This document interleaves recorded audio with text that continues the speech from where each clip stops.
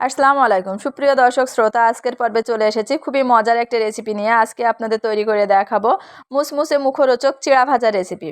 এটা বিকালের আড্ডায় অথবা যে কোনো অবসর সময়তে খেতে খুবই খুবই ভালো লাগে।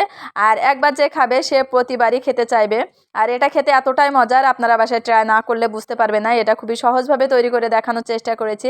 আপনারা রেসিপিটি প্রথম থেকে শেষ পর্যন্ত দেখবেন, প্রত্যেকটা স্টেপ ফলো করবেন।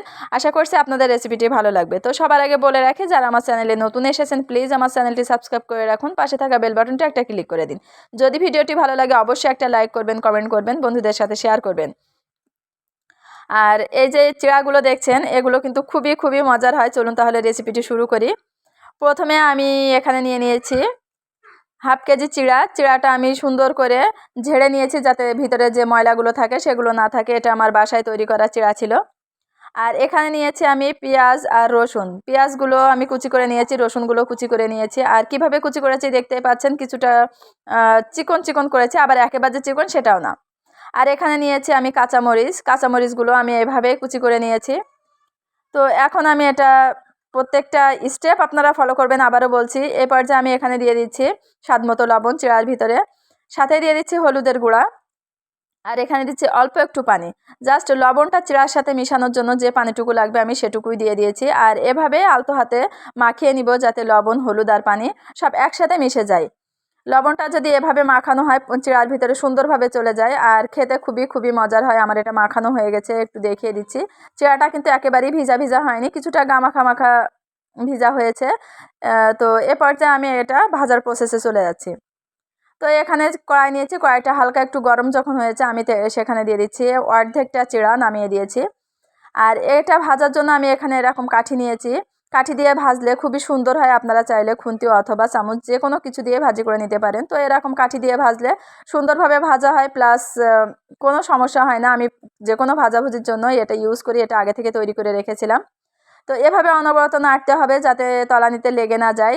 আর যদি না নাড়ি নিচের অংশ পুড়ে যাবে, উপরের অংশ কাঁচা থেকে যাবে। এই জন্য অবশ্যই প্রত্যেকবারই মানে সব সময় নাড়তে থাকতে হবে। নাড়তে নাড়তে এক সময় দেখবেন যে এটা ছাড়া ছাড়া হয়ে গেছে, প্লাস প্রত্যেকটা চিড়া মানে ফুলের ডাবল হয়েছে। যে একেবারেই চিমটি হয়ে থাকে সেটা নাই। তো দেখতে পাচ্ছেন আমার এটা হয়ে গেছে, একেবারেই ঝরঝরে হয়ে গেছে, কালারটা অনেকটা চেঞ্জ হয়ে এসছে। তো এ পর্যায়ে আমি এটা নামিয়ে নিব। তো এভাবে আপনারা প্রথম থেকে শেষ পর্যন্ত নাড়াচাড়া করবেন, বারবার নাড়তেই থাকবেন, না হলে কিন্তু লেগে যাবে, পুড়ে যাবে। তো আমার ওটা নামানো হয়ে গেছে, বাকি যে চিড়াটুকু ছিল সবগুলো চিড়া আমি এখানে একবারে নামিয়ে দিলাম। দিয়ে আমি আবারও এগুলো নাড়াচাড়া করে নিব। আমি আপনাদের বোঝানোর সুবিধার্থে এটা আবারও দেখিয়ে দিচ্ছি। ঠিক এভাবে অনবরত নাড়তেই থাকবেন, যাতে করে নিচে লেগে না যায়। তো দেখতে পাচ্ছেন আমি কিন্তু প্রথম থেকে শেষ পর্যন্ত অনবরত নাড়তে নাড়তে এটা হয়ে গেছে, আর এটার কালারটাও কতটা চেঞ্জ হয়ে গেছে। তো এখন আমি এটা নামিয়ে নিয়েছি, আর এটা কেমনভাবে কি হয়েছে দেখিয়ে দিচ্ছি। দেখেন প্রত্যেকটা চিড়া কিন্তু ফুলে গিয়েছে, আর এতটাই মুসমুসি হয়েছে, আপনারা মুখে দিলে বুঝতে পারবেন। তো এ পর্যায়ে গরম গরম খেতে খুবই ভালো লাগে। তো এটা আমি একটু ঝেড়ে নিয়েছি, যাতে করে বাইরের যে অংশটা থাকে, যে নিচে যে ছোট ছোট চিড়াগুলো থাকে সেগুলো যেন পড়ে যায়। তো ঝাড়ার পরে আমি এটা যে অংশটা ছিল সেই অংশটা এখন সুন্দরভাবে এই চিড়াগুলো আমি অন্য প্রসেসে নিয়ে যাচ্ছি। তো এখানে কোন স্টেপটা কোথায় দিচ্ছি, কিভাবে দিচ্ছি আপনারা অবশ্যই ফলো করবেন। এখানে তেল দিয়ে দিচ্ছি কড়াইতে, আর যে পেঁয়াজ আর রসুনটা দিয়ে রেখেছিলাম সেটা আমি এখানে নামিয়ে দিয়েছি। দিয়ে দিচ্ছি মরিচগুলা। তো সবগুলো দিয়ে আমি এখানে একটু নাড়াচাড়া করে নিচ্ছি। দিয়ে দিচ্ছি স্বাদমতো লবণ। এখানে অল্প একটু লবণ দেবো, যেহেতু চিড়ার ভিতরে লবণ দেওয়া আছে, এজন্য আপনারা বুঝে শুনে দিবেন। দিয়েছি হলুদের গুঁড়া। দেওয়ার পরে এভাবে নাড়াচাড়া করেছি, আর কালারটা এভাবে চেঞ্জ যখন হয়ে আসবে আমি এখানে তখন নামিয়ে দিচ্ছি সেই চিড়াগুলো। তো অবশ্যই আপনারা একটু কাঁচা কাঁচা থাকতেই দিয়ে দিবেন, যেহেতু চিড়াটা আরও কিছুক্ষণ ভাজি ভাজি করতে হবে। তো চিড়াটা ভাজতে ভাজতেই কিন্তু ওই যে পেঁয়াজ রসুনগুলো কাঁচা থাকবে সেগুলোও হয়ে যাবে। তো অবশ্যই প্রত্যেকটা স্টেপ ফলো করবেন, আমি যেভাবে দিয়েছি আপনারাও সেভাবে দিবেন। আর এ পর্যায়ে কিছুক্ষণ নাড়াচাড়া করতে করতে দেখবেন যে পেঁয়াজ রসুন প্লাস তেল চিড়ার ভিতরে সুন্দরভাবে মেখে গিয়েছে। তো এই স্টেপে আমার এটা হয়ে গেছে। আমি বেশ কিছুক্ষণ নাড়াচাড়া করেছিলাম, দেখিয়ে দিচ্ছি। আর এই পর্যায়ে এতটা সুন্দর ফ্লেভার বের হচ্ছে, আপনারা বাসায় ট্রাই না করলে বুঝতে পারবেন না। এটা আমি নামিয়ে নিচ্ছি।